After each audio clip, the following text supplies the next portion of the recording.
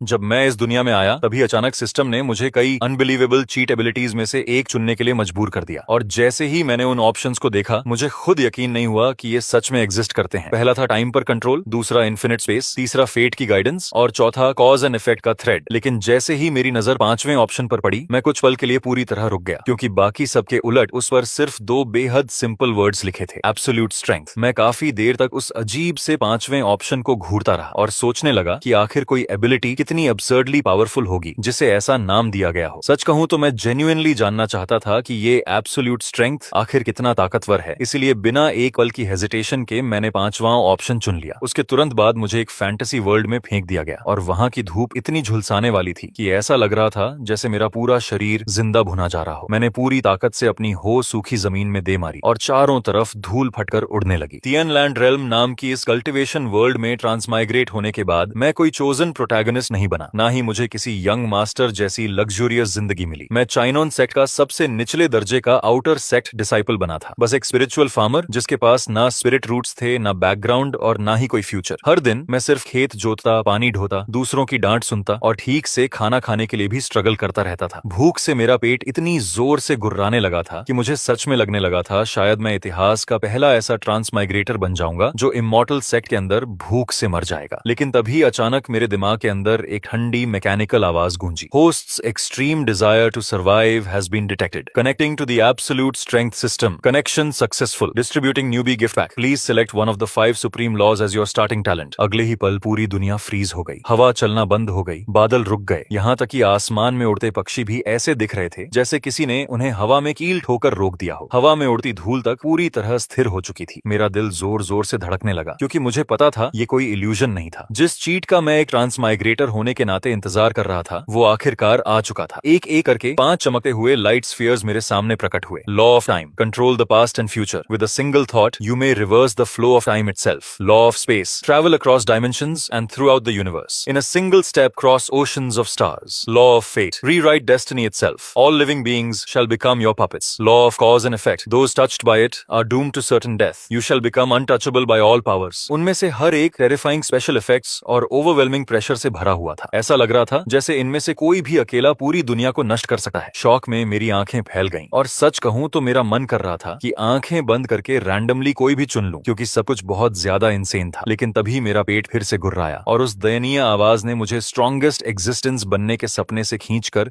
सीधा रियलिटी में वापस लापटा। मैंने अपनी धूप से जली हुई काली पड़ चुकी बाहों की तरफ देखा, फिर सामने फैले उस अंतहीन खेत को घूरा जिसे अभी भी जोतना बाकी था। और उसी पल मेरे दिमाग में सब कुछ क्रिस्टल क्लियर हो गया। क्या टाइम कंट्रोल करने से खेत जोतने में मदद मिलती? नहीं। क्या स्पेस ट्रैवल करने से पानी ढोना आसान हो जाता? बिल्कुल नहीं। फेट और कार्मा सुनने में कूल लग रहे थे, लेकिन इस वक्त मुझे किसी कॉस्मिक प्रिंसिपल की नहीं बल्कि भरे हुए पेट की जरूरत थी। इसीलिए मैं धीरे धीरे आखिरी ऑप्शन की तरफ मुड़ा। वो बाकी सब में सबसे सिंपल और सबसे कम नोटिसेबल था, बस एक साधारण सफेद लाइट स्फीयर जिसके ऊपर कोई फ्लैशी इफेक्ट तक नहीं था। सिर्फ 2 बड़े और सिंपल वर्ड्स, एब्सोल्यूट स्ट्रेंथ। मेरी आंखें तुरंत चमक उठी। एब्सोल्यूट स्ट्रेंथ अच्छी थी, बहुत अच्छी। अगर मेरे पास इनफ स्ट्रेंथ हो तो हो का एक स्विंग पूरा बड़ा खेत जोत सकता था। मैं 2 एक्स्ट्रा बकेट्स पानी उठा सकता था। स्पिरिट राइस की हार्वेस्ट बेहतर होती तो मैं ज्यादा स्पिरिट स्टोन्स कमा सकता था, और ज्यादा स्पिरिट स्टोन्स मिलते तो आखिरकार स्टीम्ड बन्स खरीद कर पेट भर सकता था। टाइम, स्पेस, फेट, कर्म, इनमें से कुछ भी मेरे लिए मायने नहीं रखता था। मैंने बिना हिचकिचाए कहा, I choose the 5th option, absolute strength. Mechanical voice ने तुरंत जवाब दिया, host selection complete. True greatness lies with in simplicity. Strength is the foundation of all things. Congratulations, host, for reaching the origin of power. All system functions are now being transferred, beginning self-installation. We hope you enjoy your meal. मैं अभी react भी नहीं कर पाया था कि अचानक एक गर्म लहर मेरे पूरे शरीर में फैल गई और फिर वो रोबोटिक आवाज ऐसे गायब हो गई जैसे वो कभी थी ही नहीं। मेरे आसपास की जमी हुई दुनिया फिर से चलने लगी, कीड़ों की आवाज वापस आ गई, हवा फिर बहने लगी। मैं काफी देर तक वहीं चुपचाप खड़ा रहा, पूरी तरह स्टैंड। सच कहूं तो मुझे लगा मेरे साथ स्कैम हो गया है। रुकिए, बस इतना ही? दूसरे लोगों के सिस्टम्स में लॉटरीज होती हैं, एक्सचेंज शॉप्स होती हैं, डेली साइन इन्स होते हैं, कम से कम कोई कस्टमर सर्विस तो होती है, लेकिन मेरा सिस्टम कमाल है। एक ऑप्शन चुनवाया और फिर तुरंत गायब हो गया। आफ्टर सेल्स सपोर्ट तक नहीं छोड़ा। मैं अभी अपनी फ्रस्ट्रेशन दबाने की कोशिश ही कर रहा था कि तभी पास से एक तीखी मॉकिंग आवाज सुनाई दी, अरे ये लिनफन नहीं है? चिनोन सेट का महान आलसी निकम्मा अपनी स्पिरिट राइस की देखभाल क्यों नहीं कर रहा? ऐसे बैठा है जैसे मरने का इंतजार कर रहा हो। जो आदमी आया था उसका नाम डिकन ले था, आउटर सेक्ट का मैनेजर, एक बेहया साइकोफेंट जो सिर्फ बूटलिकिंग करके अपनी पोजीशन तक पहुंचा था। उसका सबसे पसंदीदा काम था हम जैसे लोली स्पिरिचुअल फार्मर्स को परेशान करना, जिनके पास ना बैकिंग थी ना कनेक्शंस। वो राइस फील्ड के किनारे चलता हुआ आया और मेरी लगभग मर चुकी स्पिरिट राइस पर नजर डालते ही उसके चेहरे पर डिस्गस्ट भरी एक्सप्रेशन आ गई। फिर उसने अपना पैर उठाया और उस पानी की बकेट को लात मारकर गिरा दिया जिसे मैं अभी अभी भरकर लाया था। वो बकेट जोर से जमीन पर गिर गई और जो पानी मैं 2 पहाड़ दूर से इतनी मेहनत करके लाया था वो पल भर में सूखी धरती पर फैल गया और झुलसाती गर्मी में तुरंत भाप बनकर उड़ने लगा। मेरे हाथ इतनी जोर से भींच गए कि नाखून लगभग हथेली में धंसने लगे। वो पानी मैं अपने हाथों से उठाकर यहाँ तक लाया था, लेकिन डिकिनले ने ऐसे व्यवहार किया जैसे उसे मेरे चेहरे पर दिख रहा गुस्सा दिखाई ही नहीं दे रहा हो। उसने धीरे से अपनी रोब में से एक लो ग्रेड स्पिरिट स्टोन निकाला, उसे मेरी आंखों के सामने लहराया और फिर कैजुअली वापस अपनी स्लीव में डाल लिया। उसके बाद वो तिरस्कार से हंसते हुए बोला, इस महीने तुम्हारी फसल यहाँ सबसे खराब है। सेक्ट रूल्स के हिसाब से तुम्हारी पेमेंट कम कर दी जाएगी। तुम्हारे जैसे लेजी ट्रैश को अपनी औकात पता होनी चाहिए। स्पिरिट राइस तक ठीक से नहीं उगा सकता और कल्टीवेशन के सपने देखता है, वो फैंटेसी अगले जन्म के लिए बचा कर रख। उसकी बातें सुनते ही मेरे सीने में गुस्से की आग भड़क उठी, लेकिन जैसे ही मैंने उसके पीछे खड़े लैकीज को देखा जिनकी कल्टीवेशन मुझसे कहीं ज्यादा थी, मैं बस मजबूरी में सब सह गया। डिकिनले संतुष्टि से सूंघते हुए अपने आदमियों के साथ वापस मुड़ गया और जाते जाते बड़बड़ाया, स्पिरिट रूट्स के बिना एक मॉर्टल अभी भी सोचता है कि वो इमॉर्टल सेक्ट में रहने लायक है। उनके पूरी तरह गायब होने के बाद ही मैंने लंबी सांस छोड़ी और बकेट उठाने के लिए नीचे झुका। जैसे ही मैंने हाथ जमीन की तरफ बढ़ाया, मेरी उंगलियां मिट्टी में दबे काले आयरन ओर के एक टुकड़े से टकराईं। मैंने इंस्टिंक्टिवली उसे उठाया, सोचते हुए कि बस किनारे फेंक दूंगा। वो ओआर अपनी अब्सर्ड हार्डनेस के लिए फेमस था। इनर सेक्ट डिसाइपल्स की फ्लाइंग सोर्ड्स तक उस पर निशान छोड़ने में स्ट्रगल करती थी, लेकिन जैसे ही मैंने हल्का सा दबाव डाला, एक धीमी क्रैकिंग साउंड गूंजी और मुट्ठी जितना बड़ा वो ब्लैक आयरन ओर मेरी उंगलियों के बीच तुरंत टूटकर बारीक पाउडर बन गया, बिल्कुल काली राख की तरह। वो धूल मेरी उंगलियों के गैप से फिसलती हुई जमीन पर बिखर गई। मैं पूरी तरह फ्रीज हो गया। काफी देर तक मैं हिल भी नहीं पाया। हल्की हवा चली और उस काले पाउडर को मिट्टी पर फैला दिया, जबकि मैं खाली नजरों से अपने हाथों को और फिर नीचे पड़ी धूल को देखता रहा। उस वक्त मेरे दिमाग में सिर्फ एक ही ख्याल था, ये एब्सोल्यूट स्ट्रेंथ शायद मेरी सोच से कहीं ज्यादा टेरिफाइंग थी। अगले 3 महीनों में मैंने धीरे धीरे महसूस किया कि मेरा टैलेंट मेरी कल्पना से कहीं ज्यादा अजीब था। ये कोई टेम्परेरी बस्ट ऑफ पावर नहीं था, ये एंडलेस ग्रोथ थी। हर पल मैं स्ट्रॉन्गर होता जा रहा था। खाते वक्त स्ट्रॉन्गर, खेती करते वक्त स्ट्रॉन्गर, यहाँ तक कि सांस लेते हुए भी स्ट्रॉन्गर। जो आयरन हो पहले सैकड़ों पाउंड्स भारी लगती थी, अब मेरे हाथों में भूसे से भी हल्की महसूस होती थी। मैं एक हाथ से पानी के बड़े बड़े जार्स उठाकर आराम से चलता था। न पसीना आता था, न सांस फूलती थी। और स्टार स्पिरिट फील्ड्स जोतने की मेरी स्पीड तो डाउनराइट टेरिफाइंग हो चुकी थी। जो काम बाकी डिसाइपल्स को पूरा करने में 3 दिन लगते, मैं उसे आधे दिन से भी कम में खत्म कर देता। बस एक चीज कभी नहीं बदली, मेरे शरीर में अब भी स्पिरिचुअल एनर्जी का नामो निशान नहीं था। इसीलिए बाकी सबकी नजरों में मैं अब भी वही insignificant outer sect spiritual farmer था। और सच कहूं तो मुझे उससे कोई दिक्कत नहीं थी। मेरे लिए सिर्फ स्ट्रॉन्गर होना ही काफी था। इमॉर्टल बनना या ना बनना उससे कहीं बात की बात ही, पहले पेट भरने लायक खाना होना जरूरी था। 3 महीने बाद मैं खेत के किनारे चुपचाप खड़ा सुनहरी स्पिरिट राइस को हवा में लहराते हुए देख रहा था और खुद को मुस्कुराने से रोक नहीं पा रहा था। हर दाना भारी और भरा हुआ था। उसके ऊपर हल्की स्पिरिचुअल लाइट चमक रही थी और चावल की खुशबू हवा में फैल रही थी। ये वही हार्वेस्ट थी जिसके लिए मैंने पिछले 3 महीने जान लगाकर मेहनत की थी। मेरे हिसाब से इसे आराम से 100 से ज्यादा लो ग्रेड स्पिरिट स्टोन्स में बदला जा सकता था। जिस दिन मुझे वो पैसे मिलते, उस दिन न सिर्फ मैं फाइनली स्टीम्ड बन्स खा पाता, बल्कि शायद एक पूरी बोल नूडल्स भी ऑर्डर कर सकता था। मैं खेत के पास बैठकर राइस स्टॉक्स को उंगलियों से धीरे धीरे रगड़ते हुए सोच रहा था कि सबसे पहले क्या खाऊंगा। लेकिन तभी अचानक आसमान में ऐसा डेफनिंग थंडर फटा जैसे खुद स्वर्ग 2 हिस्सों में टूट गया हो। मैंने इंस्टिंक्टिवली ऊपर देखा और पाया कि जो आसमान अभी साफ था वो पल भर में अंधेरे से भर गया। काले स्टॉर्म क्लाउड्स हिंसक तरीके से घूम रहे थे और पर्पल लाइटनिंग पूरे आकाश को चीर रही थी। एक काली और एक नीली लाइट स्ट्रीम जमीन से 10,000 मीटर ऊपर आपस में टकरा रही थी और हर कोलिजन इतना भयानक एक्सप्लोजन पैदा कर रहा था कि पूरा आसमान चमक उठता था। सैकड़ों माइल्स के अंदर स्पिरिचुअल एनर्जी तक बेकाबू होकर उफान मारने लगी। इमॉर्टल्स लड़ रहे हैं। मेरा चेहरा तुरंत बदल गया और जैसा मुझे डर था, अगले ही पल आसमान से एक गुस्से भरी दहाड़ गूंजी। नीली रोशनी के अंदर से चाइनॉन सेक्ट के सुप्रीम एल्डर ने क्रोध में चिल्लाया, स्वानमिंग, तुम्हारी हिम्मत कैसे हुई चिनोन सेक्ट की टेरिटरी में घुसने की? तभी काली रोशनी में से ओल्ड डीमन स्वानमिंग की सिनिस्टर हंसी सुनाई दी, असेंशन मैप मुझे सौंप दो, वरना आज इस पहाड़ के हर डिसाइपल को मार डालूंगा। और बस उसी पल 2 यूएन यिंग लेवल कल्टिवेटर्स आसमान में भयानक तरीके से लड़ने लगे। सेक्ट के कल्टिवेटर्स के लिए ये सुप्रीम एक्सपर्ट्स की बेहद रेयर बैटल थी, लेकिन मेरे लिए ये प्योर बैड लक से ज्यादा कुछ नहीं था। और जैसा मैंने सोचा था, उनकी टेक्निक्स की एक और वायलेंट क्लैश के बाद अनकंट्रोल्ड आफ्टरमैथ एक विशाल शॉक वेव में बदल गया, जो नंगी आंखों से दिखाई दे रहा था और सीधे आसमान से नीचे गिर रहा था। दूर पहाड़ों के जंगल पल भर में नष्ट हो गए। आउटर सेक्ट डिसाइपल्स के घर एक एक करके ढहने लगे और हर तरफ टेरिफाइड स्क्रीम्स फैल गईं। फिर मैंने उसे देखा, वो टॉर्नेडो जैसी वायलेंट वेव सीधे मेरी स्पिरिट राइस फील्ड की तरफ आ रही थी। मेरी फसल, मेरी आंखें तुरंत लाल हो गईं। मैंने बिना सोचे समझे खुद को खेत के अंदर फेंक दिया। मैंने अपनी बाहें पूरी फैलाकर उस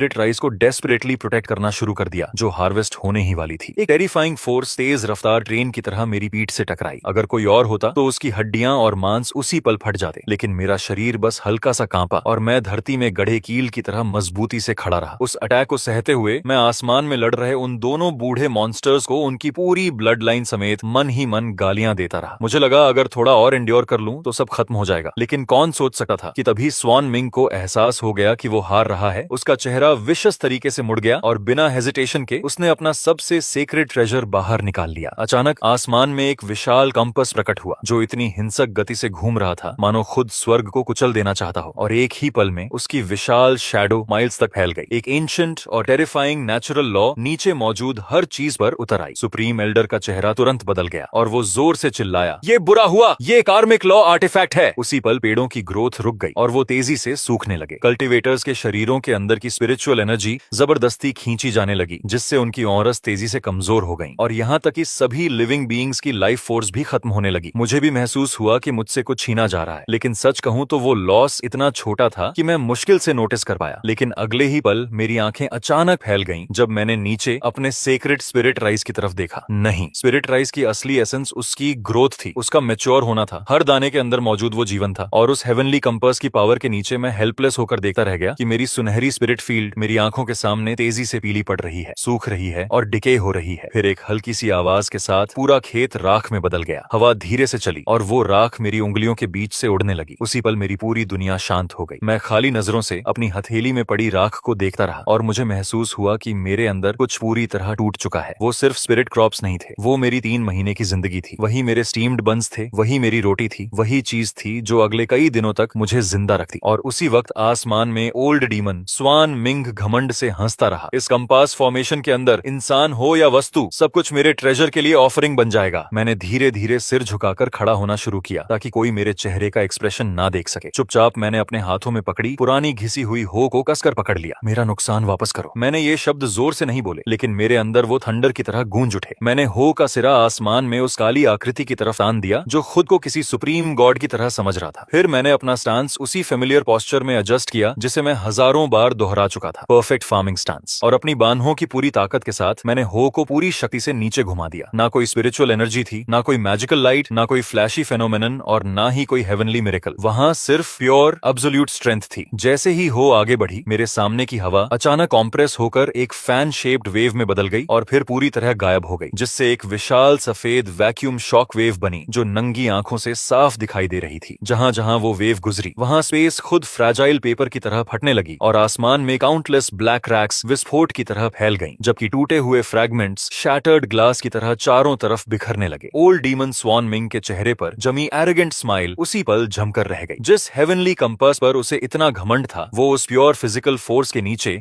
एक ब्लिंक तक सरवाइव नहीं कर पाया और कान फाड़ देने वाली आवाज के साथ एक्सप्लोड होकर काउंटलेस स्पिरिचुअल लाइट फ्रैगमेंट्स में टूट गया। स्वान मिंग ने तुरंत खून उगला और उसके चेहरे पर एब्सोल्यूट हॉरर भर गया। इम्पॉसिबल, ये कैसी पावर है? वो अपनी बात पूरी भी नहीं कर पाया क्योंकि स्पेस को चीर देने वाली वो शक्ति उसे पूरी तरह निगल चुकी थी। ना कोई एक्सप्लोजन हुआ, ना कोई स्क्रीम। उसके पीछे खड़े विशाल पहाड़ के आधे हिस्से समेत उसका शरीर धूल से भी बारीक पार्टिकल्स में पीस दिया गया और इस दुनिया से पूरी तरह इरेज हो गया। मरने से पहले उसके दिमाग में सिर्फ एक आखिरी थॉट बची थी, ओवरवेलमिंग फियर और कंफ्यूजन से भरी हुई, जो आसमान में गूंज उठी। ये कौन सा सुप्रीम लॉ है? मैं टूटे हुए खेत के पास चुपचाप खड़ा रहा जबकि मेरे हाथों में पकड़ी हो अचानक जोरदार क्रैक के साथ बीच से टूट गई। मैंने उस पहाड़ की तरफ देखा जो एकदम साफ तरीके से बीच से कट चुका था। उसका कट इतना स्मूथ था जैसे पॉलिश्ड ग्लास हो। फिर मैंने कैजुअली अपना सिर खुजलाया, टूटी हुई हो को किनारे फेंका और बड़बड़ाया, कौन सा लॉ? यहाँ कोई लॉ नहीं है, ये तो बस प्योर फोर्स है। इतना कहने के बाद मेरी आसमान की तरफ देखने में बिल्कुल भी दिलचस्पी नहीं बची। मैंने सिर नीचे किया और वापस रूइंड फील्ड की तरफ लौट गया। बिखरी हुई राख के बीच मैं काफी देर तक अफसोस के साथ तलाश करता रहा और आखिरकार हर जगह खोदने के बाद मुझे स्पिरिट राइस की सिर्फ आधी जली हुई एक स्टॉक मिली जो पूरी तरह राख नहीं बनी थी। मैंने थकी हुई लंबी सांस छोड़ी और उस दयनीय आधे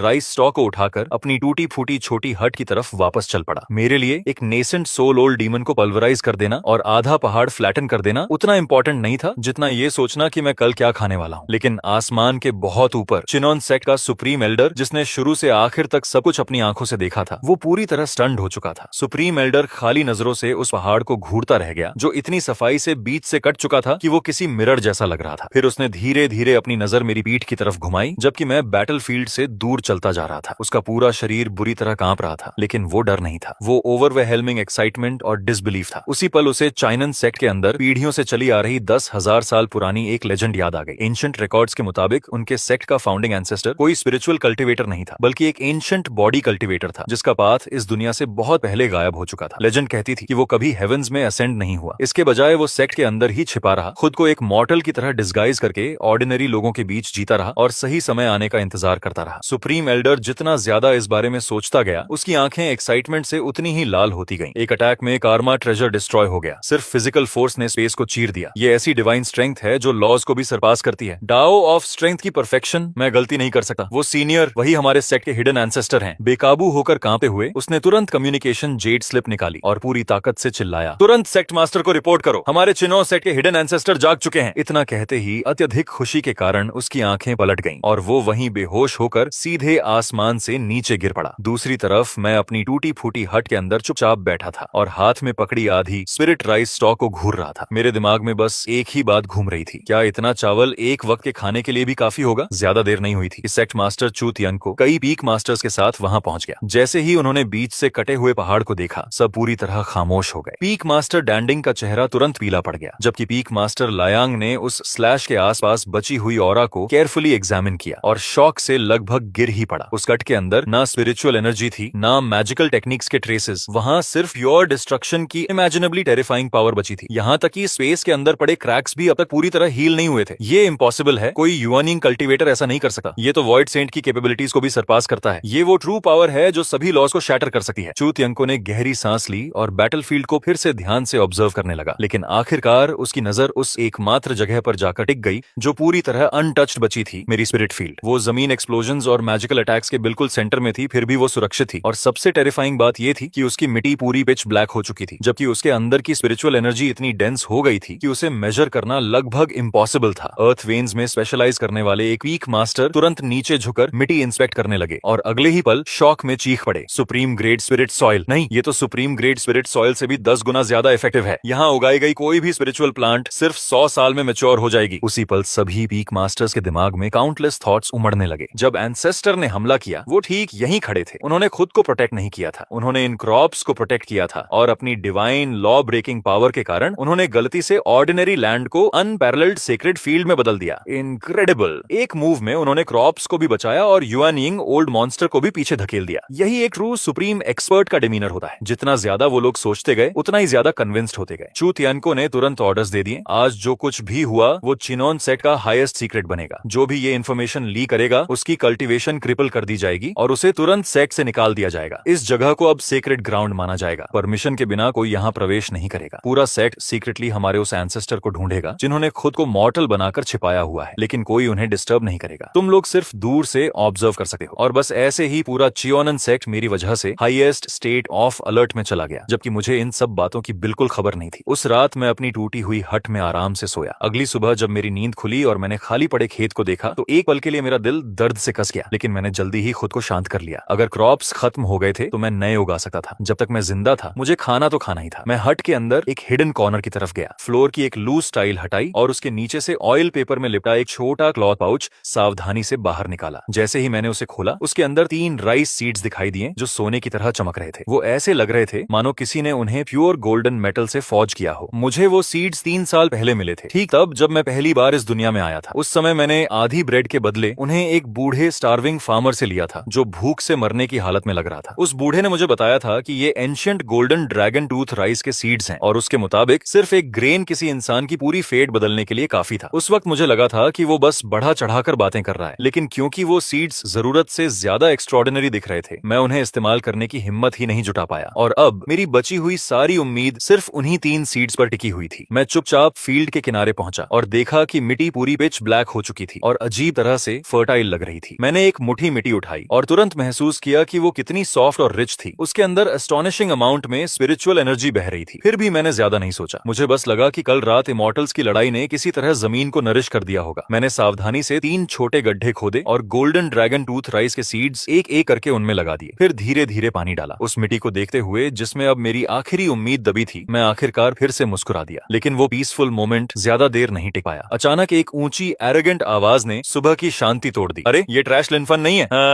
लगता है तू किसी तरह कल बच ही गया। मैंने सिर उठाया और तुरंत वांग तेंग को अपनी तरफ आते देखा। वो डिकन ले का नेफ्यू था और अपने अंकल की इन्फ्लुएंस और अर्ली फाउंडेशन एस्टेब्लिशमेंट कल्टीवेशन की वजह से आउटर सेक्ट में हर किसी को बुली करता फिरता था। उसके पीछे लैकीज का पूरा ग्रुप चल रहा था। लेकिन जैसे ही वो करीब आया, सबसे पहले उसकी नजर मुझ पर नहीं पड़ी, बल्कि मेरे पैरों के नीचे की ब्लैक स्पिरिचुअल सॉइल पर पड़ी। उसकी आंखें तुरंत ग्रीड से चमक उठी। क्या इनक्रेडिबल लैंड है। फिर वो जोर से हंसा और कैजुअली आधा स्पिरिट स्टोन मेरी तरफ फेंक दिया। टू वर्थलेस ट्रैश, ये जमीन अब मेरी है। वो आधा स्पिरिट स्टोन तेरी कॉम्पेंसेशन है, अब दफा हो जा। मैंने जमीन पर पड़े स्पिरिट स्टोन की तरफ देखा तक नहीं। मैंने शांत आवाज में कहा, सीनियर ब्रदर वांग, ये फील्ड सेक्ट ने मुझे असाइन की है और मैंने अभी यहाँ सीड्स लगाए हैं। सीड्स? वांग तेंग ठंडी हंसी हंसा और सीधे मिट्टी पर पैर रख दिया। फिर उसने जानबूझकर अपनी एड़ी पूरी ताकत से 2 बार घुमाई। जब उसने पैर उठाया, उसकी जूती के नीचे चमकता हुआ गोल्डन रंग चिपका हुआ था। मेरा golden dragon tooth rice seed पूरी तरह कुचला जा चुका था। मेरा पूरा शरीर उसी पल फ्रीज हो गया। लेकिन वांग तेंग अभी भी संतुष्ट नहीं था। उसने नीचे मेरी तरफ देखा और क्रूअल एरोगेंट ग्रिन के साथ बोला, तेरे जैसे मर्टल को लगता है कि वो ऐसे ट्रेजर डिजर्व करता है? तेरे सीड को क्रश करना तेरे ऊपर एहसान है। अब अपना गार्बेज उठा और मेरी नजरों से गायब हो जा। मैं धीरे धीरे खड़ा हुआ और अपने हाथों से मिट्टी झाड़ दी। मेरे चेहरे पर ना गुस्सा था, ना डर। मैं बिल्कुल शांत था, जैसे स्थिर पानी। फिर मैंने सिर उठाया, उसकी जूती के नीचे लगे गोल्डन स्टेन को देखा और धीरे से पूछा, तुझे पता भी है वो सीड कितना वैल्यूएबल था? मैंने उसे 3 साल तक बचाकर रखा था। जैसे ही हमारी आंखें मिली, वांग तेंग अचानक किसी वजह से नर्वस हो गया। लेकिन अगले ही पल वो नर्वसनेस एम्बैरेसमेंट और रेज में बदल गई। उसने तुरंत अपनी लॉन्ग स्वॉर्ड निकाली और उसकी ब्लेड से ब्लेजिंग फ्लेम्स फूट पड़ी। क्या तू बस एक मर्टल है? क्या सच में मेरे जैसे कल्टीवेटर से लड़ने की सोच रहा है? उसके पीछे खड़े लैकीज तुरंत एक्साइटेड हो गए। ये ब्लेजिंग सोर्ड टेक्निक है, वो इडियट मर गया। जलती हुई सोर्ड ऑरा सीधे मेरी तरफ दौड़ी। मैंने हल्का सा भौं सिकोड़ ली। वो मेरे चेहरे पर थोड़ी गर्म महसूस हो रही थी, इसीलिए मैंने कैजुअली अपना दायां हाथ उठाया और हल्के से वांग तेंग के एरोगेंट चेहरे की तरफ थप्पड़ मार दिया। मेरा मूवमेंट पावरफुल भी नहीं लग रहा था। ऐसा लग रहा था जैसे मैं बस कोई अनोइंग फ्लाई हटा रहा हूं। लेकिन जैसे ही मेरी हथेली आगे बढ़ी, उसके सामने की हवा हिंसक तरीके से कंप्रेस हो गई और एक visible white crescent shaped pressure wall बन गई। वांग तेंग की इंप्रेसिव दिखने वाली सोर्ड ऑरा उससे टकराई भी नहीं और बिना आवाज किए तुरंत गायब हो गई। उसके चेहरे पर जमी ग्रिन पूरी तरह फ्रीज हो गई। फिर अगला पल आया, थप्पड़। वो आवाज इतनी जोरदार और क्रिस्प थी कि ऐसा लगा जैसे आसमान में थंडर क्लैप हट गया हो। पूरा आउटर सेट एक पल के लिए शांत हो गया। जैसे ही मेरी हथेली वांग तेंग के चेहरे से टकराई, उसके शरीर पर ऐसी वेट उतरी जो समझ से परे थी और अगले ही पल एक टेरिफाइंग और इंडिस्क्राइबल फोर्स उसके पूरे शरीर में फट पड़ी। एक circular white sonic boom cloud बाहर की तरफ एक्सप्लोड हुआ और उसके पीछे खड़े सभी डिसिपल्स हवा में उछल गए, जबकि वांग तेंग खुद चीखने तक का मौका नहीं पा सका और सफेद स्मोक ट्रेल छोड़ता हुआ आसमान में एक टाइनी ब्लैक डॉट बन गया। उसने साउंड बैरियर तोड़ दिया और सीधा च्योन सेक्ट के इनर सेक्ट की दिशा में उड़ गया। आसपास के डिसाइपल्स कंफ्यूजन में जमीन पर गिरे पड़े थे और जब वो किसी तरह वापस खड़े हुए तो आसमान और मेरे बीच खाली नजरों से देखते रह गए, जैसे उन्होंने कोई गोस्ट देख लिया हो। काफी देर बाद एक कांपते हुए डिसाइपल ने आखिर पूछा, अभी जो चीज उड़कर गई वो आखिर थी क्या? किसी ने उसे जवाब नहीं दिया। मैंने बस हल्के से अपना हाथ झटका, जैसे कोई गंदी चीज साफ कर रहा हूँ। फिर मुड़कर वापस नीचे बैठ गया। मैंने सावधानी से कीचड़ में दबे golden dragon tooth rice seed के बचे हुए आधे हिस्से को बाहर निकाला। उसकी गोल्डन एसेंस पहले ही मिट्टी में मिल चुकी थी और उसके अंदर लगभग कोई लाइफ नहीं बची थी। मैंने एक लंबी सांस छोड़ी, लेकिन फिर भी उसे ध्यान से दोबारा लगा दिया। चलो बस कोशिश करते हैं, शायद किसी तरह बच जाए। मेरे लिए वो आधा मरा हुआ सीड जिंदा रहेगा या नहीं, ये सीनियर ब्रदर वांग तेंग को आसमान के पार उड़ा देने से कहीं ज्यादा इंपॉर्टेंट था। दूसरी तरफ चिनोन सेक्ट के मेन डिस्कशन हॉल में सेक्ट मास्टर चू थियांको और बाकी पीक मास्टर्स अभी भी हिडन एंसेस्टर के बारे में चर्चा कर रहे थे। एंसेस्ट्रल लैंड को तुरंत फॉरबिडन टेरिटरी डिक्लेयर करना होगा। गोल्डन कोर एल्डर्स को शिफ्ट्स में वहां गार्ड पर भेजो। एंसेस्टर की सीक्रेटली सर्च जारी रखो, लेकिन उनकी मॉर्टल वर्ल्ड कल्टीवेशन को बिल्कुल डिस्टर्ब मत करना। वो लोग अभी बात ही कर रहे थे कि अचानक हॉल के बीचों बीच एक टेरिफाइंग क्रैश हुआ, जिससे पूरी बिल्डिंग जोर से कांप उठी। ऊपर से धूल बरसने लगी और हर एल्डर तुरंत अलर्ट हो गया, जैसे कोई पावरफुल एनिमी आ पहुंचा हो। सभी के शरीरों से स्पिरिचुअल एनर्जी एक साथ फूट पड़ी, लेकिन जैसे ही उन्होंने देखा कि हुआ क्या है, सब पूरी तरह फ्रीज हो गए। हॉल के बीचों बीच कार्व्ड ट्विन ड्रैगन से लिपटे विशाल ड्रैगन पिलर के अंदर गहराई तक धंसा हुआ एक इंसान था। वांग तेंग के हाथ और पैर अब भी पूरी तरह फैले हुए थे और उसका शरीर उस विशाल ड्रैगन पिलर में ऐसे धंसा हुआ था जैसे किसी ने उसे अनइमेजिनेबल फोर्स से वहां फेंक दिया हो। उसके शरीर की सारी मेरिडियंस पहले ही टूट चुकी थीं और उसकी सांसें लगातार कमजोर होती जा रही थीं। लोग उसे सिर्फ उसके कपड़ों की वजह से पहचान पा रहे थे। जैसे ही पनिशमेंट एल्डर जू वूजी ने उसे देखा, उसका चेहरा तुरंत गुस्से से विकृत हो गया। एक गोल्डन कोर कल्टीवेटर होने के नाते उसने तुरंत अपनी डिवाइन सेंस फैलाई और अटैक के सोर्स को ट्रेस करते हुए 10 माइल्स दूर तक पहुंच गया, सीधे उसी स्पिरिट फील्ड तक जिसे सेक्ट ने अभी अभी सीक्रेटली एंसेस्ट्रल लैंड डिक्लेयर किया था। अगले ही पल जू वूजी की फ्यूरियस रोअर पूरे आउटर सेक्ट में गूंज उठी। किसकी हिम्मत हुई, किस हरामी ने मेरे न्यूफ्यू को इस हालत में पहुंचाया, आज उसकी सोल को धूल बना दूंगा। उसकी आवाज खत्म भी नहीं हुई थी कि वो मॉन्स्ट्रस किलिंग इंटेंट से भरी गोल्डन लाइट में बदल गया और सीधे मेरी छोटी हट की तरफ उड़ पड़ा। उस वक्त मैं अभी अभी आधे मरे हुए सीड को पानी देकर खत्म हुआ था। जैसे ही मैंने आसमान से आती फ्यूरियस रोर सुनी, मेरे माथे की नसें जोर से फड़क उठी। मैंने ऊपर आती गोल्डन लाइट की तरफ देखा और अचानक सिरदर्द महसूस होने लगा। अब एक और क्यों आ गया? मैंने हाथों से मिट्टी झाड़ी और गहरी भौहें सिकोड़ ली। क्या इस जगह कोई इंसान शांति से फार्मिंग भी नहीं कर सकता? बूम! गोल्डन लाइट आसमान को चीरती हुई ऐसे नीचे गिरी जैसे ब्लेजिंग सन धरती से टकरा रहा हो। गोल्डन कोर कल्टीवेटर का टेरिफाइंग प्रेशर चारों तरफ फैल गया और जू वूजी सीधे मेरी स्पिरिट फील्ड के ऊपर उतर आया। उसके बाल और दाढ़ी गुस्से में हवा में लहरा रहे थे, जबकि गोल्डन फ्लेम्स उसके शरीर को घेरे हुए थी। उसकी आंखें खून जैसी लाल थीं और उसका किलिंग इंटेंट लगभग फिजिकल बन चुका था। वो पूरी तरह जमीन पर उतरा भी नहीं था कि उसकी प्रेशर से मेरी पहले से टूटी फूटी हट तुरंत एक्सप्लोड हो गई। लकड़ी के बीम्स जोर से टूट गए और पूरी शैक बिखरे हुए डिब्री में बदल गई। आसपास के पेड़ क्रैक होकर टूट गए और जमीन पर स्पाइडर वेब जैसी फ्रैक्चर्स फैल गईं। लेकिन इस सब के बीच मैं बस चुपचाप खड़ा रहा और नीचे उन सीड्स को देखता रहा जिन्हें मैंने अभी अभी मिट्टी में केयरफुली प्लांट किया था। मेरा एक्सप्रेशन धीरे धीरे डार्क होता जा रहा था। जो वूजी को उम्मीद थी कि यहाँ कोई टेरिफाइंग मॉन्स्टर मिलेगा, लेकिन जैसे ही उसने डिवाइन सेंस से मुझे स्कैन किया, वो शॉक में फ्रीज हो गया। मेरे शरीर में कुछ भी नहीं था, स्पिरिचुअल पावर का स्लाइटेस्ट ट्रेस तक नहीं, ना कल्टीवेशन ऑरा, ना ट्रेनिंग मार्क्स। मैं सचमुच सिर्फ एक ऑर्डिनरी मॉर्टल था। फिर भी उसी मॉर्टल ने उसके फाउंडेशन एस्टेब्लिशमेंट नेफ्यू को इतनी बुरी तरह पीटा था कि वो मेन हॉल के सेक्रेड ड्रैगन पिलर में जाकर कील की तरह धंस गया। पहले जू वूजी स्टनड हुआ, लेकिन अगले ही पल उसकी आंखों का गुस्सा ग्रीड में बदल गया। वो तुरंत एक कंक्लूजन पर पहुंच गया। उसके हिसाब से मेरे पास कोई सुप्रीम हिडन ट्रेजर था, इतना पावरफुल कि उसकी गोल्डन कोर डिवाइन सेंस भी उसे डिटेक्ट नहीं कर पा रही थी। तो बात यह है, जू वूजी मुझे घूरते हुए बड़बड़ाया। गुस्सा होने के बजाय वो अचानक हंसने लगा, एक चिलिंग लाफ जो एक्साइटमेंट और डिजायर से भरी हुई थी। वरना एक मियर मॉर्टल टेंगर को कैसे घायल कर सकता था? लड़के, अपना मैजिक ट्रेजर मुझे सौंप दे, शायद मैं तेरी जान छोड़ दूं। मैंने बस एक बार उसकी तरफ देखा और फिर सिर नीचे करके मिट्टी में दबे 2.5 बचे हुए सीड्स की तरफ देखने लगा। उस पल मेरे दिमाग में बस एक ही बात थी, ये कल्टीवेटर सच में दिमाग से ठीक नहीं थे। जब मैंने जवाब नहीं दिया तो जू वूजी ने तुरंत पेशेंस खो दिया। उसने हाथ उठाकर एक डैमेज्ड फॉर्मेशन डिस्क निकाली। जब तू कोऑपरेट नहीं करेगा तो मैं तुझे तेरे ट्रेजर समेत रिफाइन कर दूंगा। जैसे ही उसने फॉर्मेशन डिस्क रिलीज की, वो तेजी से फैलने लगी और पल भर में हमारे आसपास पूरे 1 माइल तक का एरिया कवर कर लिया। Rise 9 dragons rage grand formation. एक डीफेनिंग हम के साथ क्रिम्सन बैरियर जायंट डोम की तरह नीचे उतरी और मुझे पूरे स्पिरिट फील्ड समेत उसके अंदर सील कर दिया। अगले ही पल 9 ड्रैगन रोअर्स एक साथ फटे और धरती के अंदर से एंडलेस सी ऑफ फ्लेम्स बाहर निकल आया। फॉर्मेशन के अंदर से 100 जांग से भी बड़े 9 जाइगेंटिक फायर ड्रैगन्स प्रकट हुए, जिनके शरीर सैवेज स्केल्स और क्लॉज से ढके थे। उनकी ब्लेजिंग फ्लेम्स आसमान को जला रही थी, जबकि वो फॉर्मेशन के चारों तरफ घूमते हुए फ्यूरियस रोर्स कर रहे थे। हर गुजरते सेकंड के साथ टेम्परेचर और हॉरिफाइंग होता जा रहा था। जमीन तुरंत सूकर फटने लगी और हवा तक गर्मी से मुड़ने लगी। दूर खड़े आउटर सेक्ट डिसाइपल्स डर से पीले पड़ गए। वो पागल हो गया है, एल्डर जू ने सच में पीक प्रोटेक्टिंग ग्रैंड फॉर्मेशन इस्तेमाल कर दी। वो लिनफन और पूरी जमीन को ग्लास बनाकर जलाना चाहता है। सिर्फ एक आउटर सेक्ट डिसाइपल के लिए क्या इतनी दूर जाना जरूरी है? लेकिन मेरे पास उनकी बातों की परवाह करने का समय नहीं था। जैसे ही मेरे चारों तरफ फायर सी उठी, मैंने फ्लेम्स की तरफ अपनी पीठ कर ली और अपने शरीर से उन 3 छोटे होल्स को पूरी तरह शील्ड कर दिया जहां सीड्स अभी अभी लगाए गए थे। आग बहुत तेज थी, सीड्स पक सकते थे, लेकिन फायर ड्रैगन्स लगातार करीब आते जा रहे थे और हीट मेरे चेहरे से टकरा रही थी। मेरे बाल और कपड़ों के किनारे टेम्परेचर की वजह से कर्ल होकर जलने लगे। मैं चुपचाप सब सहता रहा, लेकिन मेरी कनपटियों की नसें धीरे धीरे और ज्यादा उभरने लगी। क्या ये लोग सच में कभी नहीं रुकेंगे? पहले उन्होंने मेरी स्पिरिट राइज डिस्ट्रॉय की, फिर मेरे सीड्स कुचल दिए और अब वो मिट्टी तक जलाना चाहते हैं। आखिरकार जैसे ही सारे 9 फायर ड्रैगन्स एक साथ मेरी तरफ चार्ज हुए, मैंने धीरे धीरे सिर उठाया और मेरी आंखों का तापमान पूरी तरह गायब हो गया। बहुत शोर करते हो। मैंने सीड होल्स को शील्ड करना बंद कर दिया और धीरे धीरे सीधा खड़ा हो गया। मेरे पैर अलग हुए और मैंने दोनों हाथों को धीरे धीरे ऊपर उठाया। हथेलियां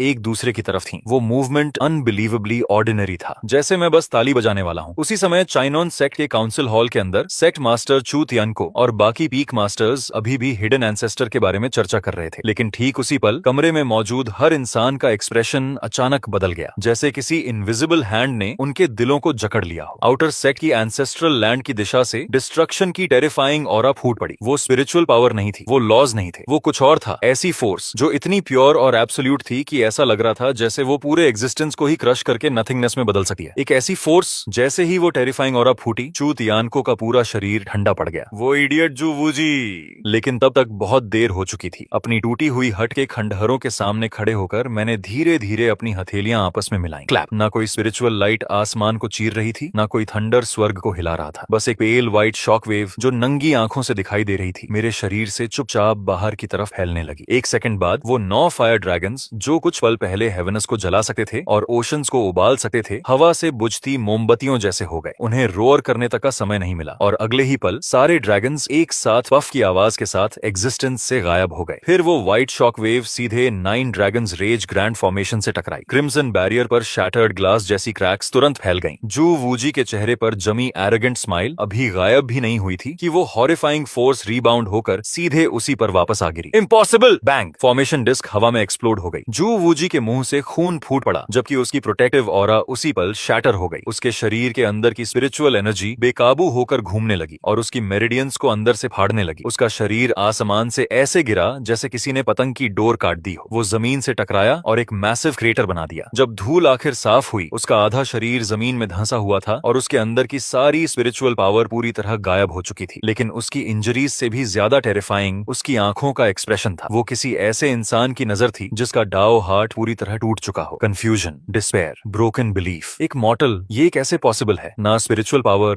ना लॉज, कल्टिवेशन ऐसे काम नहीं करती। वो पूरी तरह अपना दिमाग खो चुका था। ठीक उसी पल चू तियांको और बाकी पीक मास्टर्स आखिर वहां पहुंच गए। उनका टाइमिंग परफेक्ट था। उन्होंने मुझे ठीक उसी समय देखा जब मैंने ताली बजाना खत्म किया था और फिर अपने थोड़े लाल हुए पाम्स को इरिटेशन के साथ कैजुअली रगड़ रहा था। चारों तरफ देखने पर फायर ड्रैगन्स गायब थे। ग्रैंड फॉर्मेशन पूरी तरह डिस्ट्रॉय हो चुकी थी और माइटी गोल्डन कोर एल्डर मिट्टी में किसी मरे हुए कुत्ते की तरह पड़ा था। पल भर में साइलेंस ने पूरी जगह निगल ली, लेकिन वो साइलेंस सिर्फ एक पल तक रही। अगले ही सेकंड चू तियांको की पीठ पर ठंडा पसीना वाटरफॉल की तरह बहने लगा। ऑर्डिनरी लोग शायद समझ नहीं पाते कि उन्होंने अभी क्या देखा है, लेकिन वो समझ गया था। वो कोई साधारण क्लैप नहीं था। मैंने ग्रेट डॉ ऑन ऑफ स्ट्रेंथ का इस्तेमाल करके स्पेस को पुश किया था, रियलिटी के लॉज को ट्विस्ट किया था और एक प्योर फोर्स डोमेन क्रिएट कर दिया था जो सभी टेक्निक्स को नलिफाई कर सकता था। हवा की एक कैजुअल वेव ने sect protecting grand formation destroy कर दी थी। एक सिंगल क्लैप ने गोल्डन कोर एल्डर को क्रिपल कर दिया था। अगर मैं हिडन एंसेस्टर नहीं था तो और कौन हो सकता था? और सबसे बुरी बात, उस मूर्ख जू वूजी ने सच में मुझे एंगर कर दिया था। चू तियानको अब प्रॉपर्ली लैंड करने की हिम्मत तक नहीं कर पाया। उसका शरीर कांप उठा और अगले ही पल वो सीधे आसमान से नीचे गिरा और मेरे सामने भारी आवाज के साथ घुटनों के बल बैठ गया। उसके नीज ने जमीन में 2 गहरे गड्ढे बना दिए जबकि उसका माथा मजबूती से धरती से लगा हुआ था। उसकी आवाज बुरी तरह कांप रही थी जब वो बोला, आपका हम्बल सर्वेंट चू तियांको सेक्ट को प्रॉपर्ली डिसिप्लिन करने में असफल रहा और आपकी पीसफुल मॉर्टल कल्टिवेशन डिस्टर्ब हो गई। सीनियर, मेरे पाप 10,000 मौतों के लायक हैं। मैं सीनियर से प्रार्थना करता हूँ कि आप अपना क्रोध शांत करें और सेक्ट के इनोसेंट मेंबर्स को बख्श दें। जैसे ही वो घुटनों पर गिरा, उसके पीछे खड़े सारे पीक मास्टर्स भी तुरंत उसके साथ झुक गए। हम एंसेस्टर से प्रार्थना करते हैं कि आप अपना क्रोध शांत करें। दूर से देख रहे आउटर सेक्ट डिसाइपल्स ये दृश्य देखकर पूरी तरह हॉरिफाइड हो गए। माइटी सेक्ट मास्टर और सारे पीक मास्टर्स मेरे सामने सिर झुकाकर नील कर रहे थे, ऊपर देखने की हिम्मत तक नहीं कर पा रहे थे। दूसरी तरफ मैं बस ब्लैंक एक्सप्रेशन के साथ पहले उनके झुके हुए शरीरों को देखता रहा, फिर अपने थोड़े लाल हुए पाम्स की तरफ देखा। काफी देर की साइलेंस के बाद मैंने आखिर कहा, बस गर्मी लग रही थी तो मैंने खुद को थोड़ा हवा कर लिया। इसके लिए मुझे पैसे तो नहीं देने पड़ेंगे ना? सिर्फ इस एक सेंटेंस ने चू तियांको को पैनिक से लगभग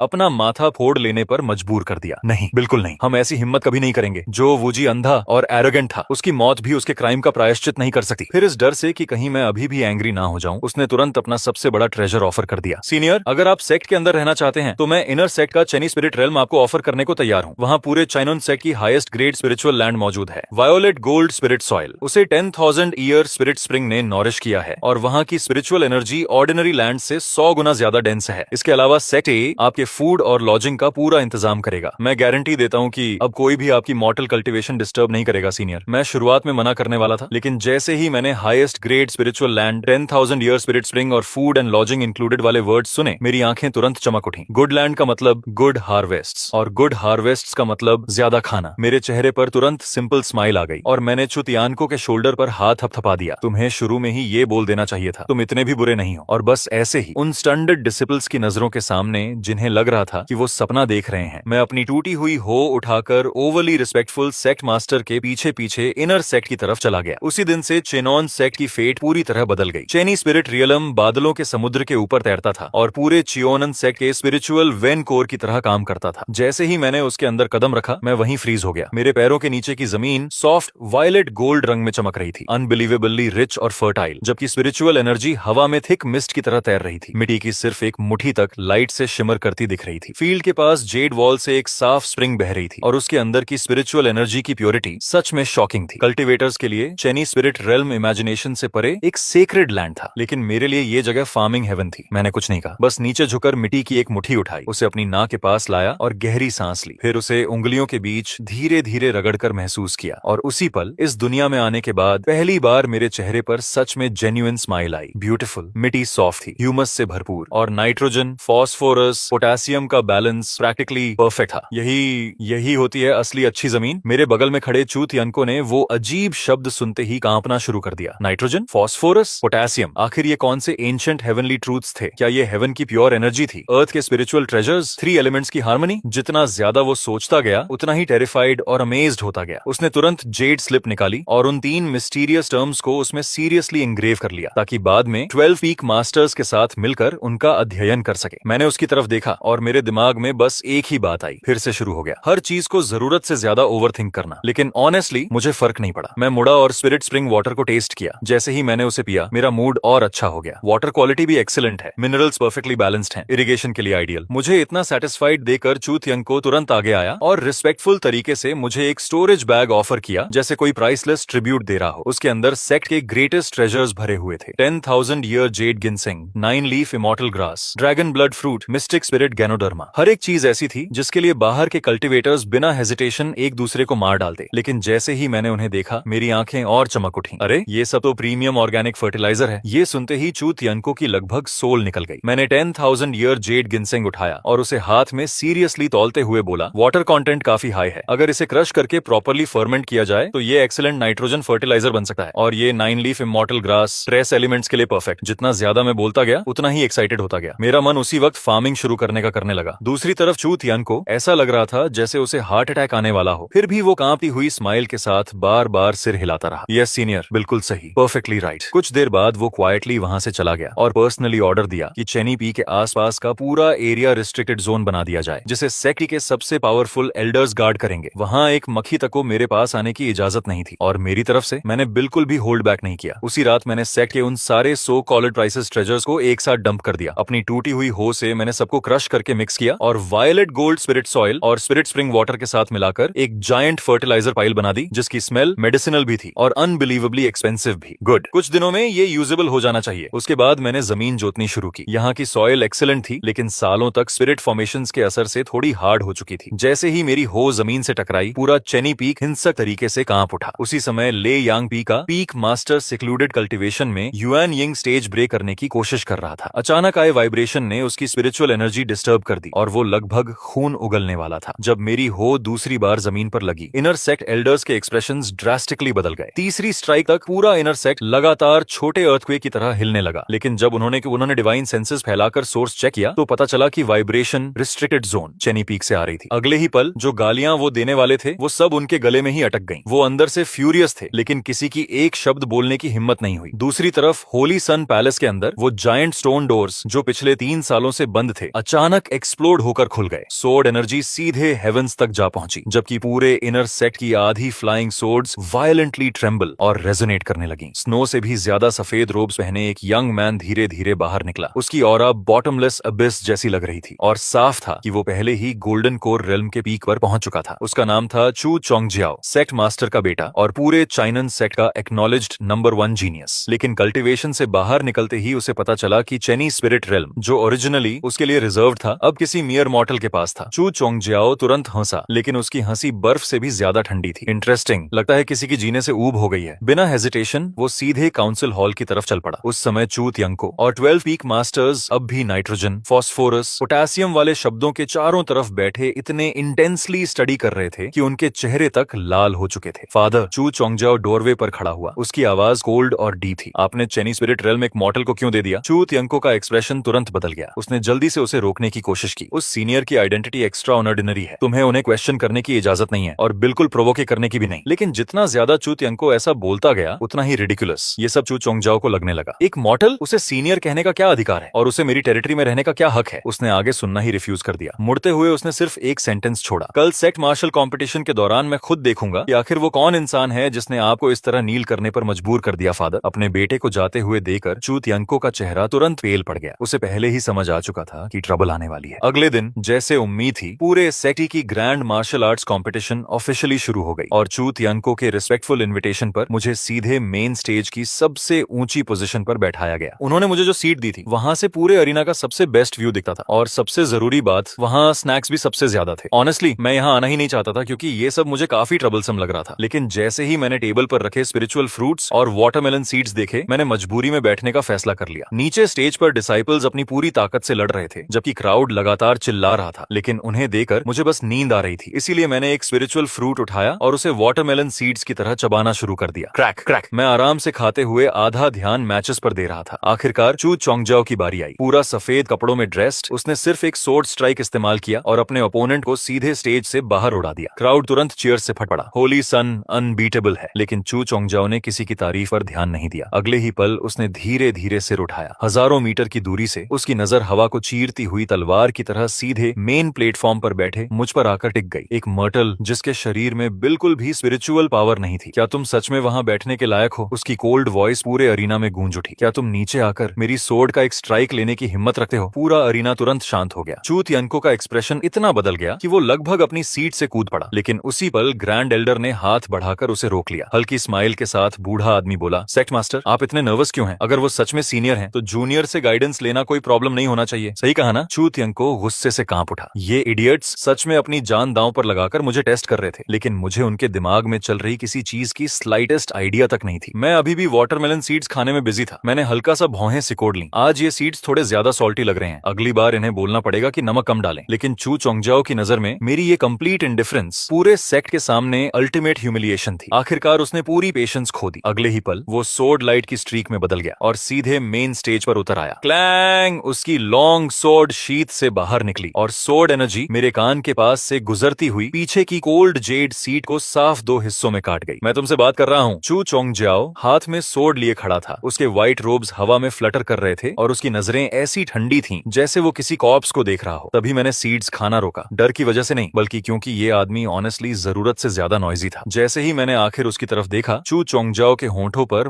मॉकिंग स्माइल आ गई। फिर उसने अपनी golden core great completion cultivation और सोर्ड डाओ प्रिंसिपल्स का पूरा प्रेशर अनलीश कर दिया। तुम्हें ऑनर्ड फील करना चाहिए कि तुम मेरी फैंटम सोर्ड डाओ के नीचे हारोगे। उसके बोलते ही उसका फिगर ब्लर हो गया। एक शैडो 10 बनी, 10 100 बने, 100,000 बन गए। अगले ही इंस्टेंट पूरा स्टेज एंडलेस सोर्ड फैंटम से भर गया, हर एक इतना शार्प कि जैसे सोल्स को काट सकता हो। वो आपस में क्रॉस और लेयर होकर मेरे आसपास की हर एस्केप रूट पूरी तरह सील कर चुके थे। नीचे के डिसाइपल्स शॉक में फ्रीज हो गए, यहाँ तक कि एल्डर्स और पीक मास्टर्स तक पेल पड़ गए। सोर्ड डाओ लॉज, होली सन पहले ही सोर्ड डाओ प्रिंसिपल्स को टच कर चुका है। ये अटैक नेसेंट सोल कल्टिवेटर तक को अवॉइड करना पड़ेगा। लेकिन जहां बाकी सब हॉरिफाइड थे, वहीं मुझे बस आंखों में स्ट्रेन महसूस हो रहा था। उन फ्लैशिंग सोर्ड शैडोज को देखना ऐसा लग रहा था जैसे मैं किसी जायंट डिस्को बॉल को घूर रहा हूँ। सबसे पहले मैंने नीचे सिर झुकाकर अपनी लैब में रखी आधी प्लेट वाटरमेलन सीड्स को केयरफुली प्रोटेक्ट किया ताकि सोर्ड एनर्जी उन्हें उड़ा ना दे। फिर मैंने वापस ऊपर देखा और हेल्पलेस साई छोड़ी। हम सच में एक दूसरे को बिल्कुल नहीं समझ सकते। चू चोंगजाओ काउंटलेस सोर्ड फैंटम्स के बीच प्राउडली खड़ा था। उसकी आवाज आइसी कोल्ड थी। घुटनों पर बैठो, हार मान लो, चेनी स्पिरिट रेल्म छोड़ दो, शायद मैं तुम्हें थोड़ी डिग्निटी छोड़ दूं। ऑनेस्टली अब मुझे उससे आर्ग्यू करने तक में आलस आ रहा था, इसलिए मैंने कैजुअली एक वाटरमेलन सीड शेल कसा से उठाया जिसे मैं अभी खाकर खत्म कर चुका था। वो अभी भी थोड़ा गीला था। मैंने उसे धीरे धीरे अपने थंब और इंडेक्स फिंगर के बीच पकड़ा। फिर मैंने सबसे सिंपल एक्शन किया, मैंने उसे फ्लिक कर दिया। जैसे ही वो टाइनी सीड शेल मेरी उंगलियों से छूटा, उसके आसपास का स्पेस 1 इंच तक हल्का कोलैप्स हो गया। अगले ही पल वो पूरी तरह गायब हो गया। बस एक अनइमेजिनेबली फास्ट स्ट्रीक ऑफ लाइट बची जिसे किसी की कॉन्शियसनेस फॉलो नहीं कर सकती थी। वो हवा को इंस्टेंटली चीरती हुई आगे बढ़ी और रास्ते में आने वाले हर सोर्ड फैंटम के बीच से गुजर गई। जो काउंटलेस सोर्ड शैडोज कुछ पल पहले डैजलिंग लग रही थीं, वो स्ट्री के गुजरते ही बिना आवाज किए एक साथ कोलैप्स हो गईं, जैसे किसी हायर लॉ ने उनकी एग्जिस्टेंस ही इरेज कर दी हो। चू चोंगजाओ के चेहरे पर एरोगेंस अब भी मौजूद थी, लेकिन अब उसमें ओवरवेलमिंग डेंजर भी महसूस हो रहा था। अनफॉर्चुनेटली उसके लिए अब डॉज करने का समय नहीं बचा था, रिएक्ट करने का भी नहीं। अरीना में एक टाइनी साउंड हल्के से गूंजी। वो स्ट्रीक ऑफ लाइट सीधे उसके बंधे हुए बालों से टकराई। फिर अगले ही पल उसके सिर के ऊपर इनडिस्क्राइबेबल फोर्स एक्सप्लोड हुई। उसकी सोर्ड ऑरा बैरियर तुरंत शैटर हो गई। स्टेज पर आने से 10 गुना ज्यादा स्पीड से उसका शरीर पीछे की तरफ ब्लास्ट हुआ। बूम! वो पूरे ट्रेनिंग ग्राउंड के पार उड़ता हुआ हजारों फीट दूर जायंट आयरन क्लिफ वॉल से जा टकराया। उसके व्हाइट रोब्स फट गए जबकि उसके लंबे बाल हवा में बिखर गए। उसके हाथ और पैर ढीले लटक रहे थे और वो वॉल में ऐसे धंसा हुआ था जैसे किसी ने क्रॉक्ड पेंटिंग को जबरदस्ती वहां ठोक दिया हो। माउंटेन विंड में हल्का हल्का हिलता हुआ साइलेंस ने पूरे एरिना को निगल लिया। हर इंसान फ्रीज हो गया था। उन्होंने पहले उस टाइनी फिगर को देखा जो क्लिफ वॉल पर पिनड था, फिर वापस मेरी तरफ देखा जो अब भी कामली स्टेज पर बैठा था। उनके दिमाग पूरी पूरी तरह काम करना बंद कर चुके थे। सबसे पहले आगे भागने वाला खुद ग्रैंड एल्डर था। शॉक और फ्यूरी में वो वॉल की तरफ बढ़ा और चू चोंगजियाओ को बाहर खींचने के लिए हाथ बढ़ाया, लेकिन जैसे ही उसकी उंगलियां उस चीज से टकराईं जिसने चू चोंगजियाओ को पिन किया हुआ था, वो अचानक फ्रीज हो गया, क्योंकि आयरन वॉल में धंसी हुई चीज कोई डिवाइन ट्रेजर या फ्लाइंग सोर्ड नहीं थी। वो एक जली हुई काली वाटरमेलन सीड शेल थी। ग्रैंड एल्डर उस टाइनी वाटरमेलन सीड शेल को ब्लैंक एक्सप्रेशन से देखता रह गया, जबकि उसके चेहरे का गुस्सा धीरे धीरे गायब होकर प्योर टेरर और डिसबिलीफ में बदल गया। यहाँ तक कि उसका वर्ल्ड व्यू भी पूरी तरह टूट चुका था। दूसरी तरफ चू तियानको की तो खुशी से लगभग आंखों में आंसू आ गए। हाँ, यही था। सिर्फ एक वाटरमेलन सीड शेल से मैंने होली सन की स्वॉर्ड डाउ तोड़ दी थी और पीक गोल्डन कोर जीनियस को 1000 फुट आयरन वॉल पर कील की तरह ठोक दिया था। चू तियानको की नजर में यही वो शक्ति थी जो एक सच्चे एंसेस्टर के योग्य थी। उसका गैम्बल सही साबित हुआ था। चाइनन सेक्ट ने अपनी सबसे बड़ी बेट जीत ली थी, लेकिन मेरी तरफ से देखा जाए तो इसमें सेलिब्रेट करने लायक कुछ भी नहीं था। मैंने बस अपने हाथों से क्रश्ड सीड शेल्स झाड़ी और खड़ा हो गया। नीचे केओटिक क्राउड की तरफ इरिटेशन के साथ देखते हुए मैंने फ्लैट वॉइस में कहा, अगली बार मुझे इस तरह के नॉइजी परफॉर्मेंस के लिए मत बुलाना। फिर मैंने अपनी ब्रोकन हो उठाई और मुड़कर चलने लगा। मुझे अभी भी अपनी क्रॉप्स को पानी देना है। लेकिन ठीक उसी पल मैं अचानक रुक गया। सिर्फ मैं ही नहीं, पूरे चाइनन सेक्ट के हर इंसान ने एक साथ अपने शरीर में बोन पियर्सिंग चिल और ओवरवेलमिंग ड्रेड को रेंगते हुए महसूस किया। सबने इंस्टिंक्टिवली आसमान की तरफ देखा। कुछ ही पल पहले का ब्राइट स्काई अब एंडलेस ब्लड रेड क्लाउड से निगल लिया गया था। वो बादल ऐसे चर्न हो रहे थे जैसे खौलता हुआ ब्लड ओशन हो, और उनके अंदर से अनबिलीवेबली थिक डिमोनिक ऑरा और बाउंडलेस रिजेंटमेंट पूरे सेक्ट पर उतर रही थी। फिर क्रिम्सन क्लाउड्स की गहराई से एक डेफनिंग लाफ गूंजी। अगले ही सेकंड बूम, बादल बीच से फट गए। 100 से ज्यादा वॉरशिप्स जो फ्यूज जायंट बोन्स से बनी थीं, धीरे धीरे ब्लड सी के अंदर से बाहर आने लगी, एंडलेस ब्लैक एनर्जी में लिपटी हुई। उन्होंने आसमान और सूरज दोनों को ढक लिया और पूरी दुनिया डार्कनेस में डूब गई। उसके तुरंत बाद मर्डरस इंटेंट से भरी एक आवाज डीमन गॉड की रोर की तरह पूरे चाइनन सेक्ट में गूंज उठी। चिनन सेक्ट के लोगों, मरने की तैयारी कर लो। हमारे सेक्ट मास्टर के आदेश से आज तुम्हारा सेक्ट एग्जिस्टेंस से मिटा दिया जाएगा। ब्लड डीमन सेक्ट ने फुल स्केल इन्वेजन शुरू कर दिया था। जैसे ही वो ब्लड क्लाउड्स उतरी, मुझे उसी पल समझ आ गया कि ये लोग सिर्फ ट्रबल क्रिएट करने नहीं आए थे। एक के बाद एक gigantic bone warships boiling blood sea से बाहर तैरती चली आईं। हर शिप के प्राव पर इनॉर्मस डीमन स्टैच्यूज खड़ी थीं, जो इमोशनलेस नजरों से चाइनन सेक्ट को देख रही थीं, और उनकी हॉलो आईज के अंदर eerie green soul flames flicker कर रही थीं, जैसे स्टार्विंग वुल्व्स हेल्पलेस शीप को देख रहे हो। अगले ही पल ब्लड डीमन सेक्ट ने एक सेकंड भी वेस्ट नहीं किया। बूम, लीड वॉरशिप से कोलैप्सिंग माउंटेन जितनी बड़ी जिगांटिक क्रिम्सन बीएम सीधे चियोनन सेक्ट के गेट्स की तरफ फायर हुई। सेक्ट मास्टर चू तियानको की आंखें रेत से लगभग फट पड़ी। उसने तुरंत पूरे माउंटेन रेंज की प्रोटेक्टिंग ग्रैंड बैरियर एक्टिवेट कर दी। मैसिव ग्रीन लाइट बैरियर आसमान की तरफ उठी और किसी तरह समय रहते सेक्ट गेट्स को कवर कर पाई। लेकिन अटैक के टकराते ही पूरा चाइनन सेक्ट ऐसे कांप उठा जैसे किसी जायंट ने पंच मारा हो। माउंटेन्स ट्रेम्बल करने लगे, धरती क्रैक हो गई। Countless outer sect disciples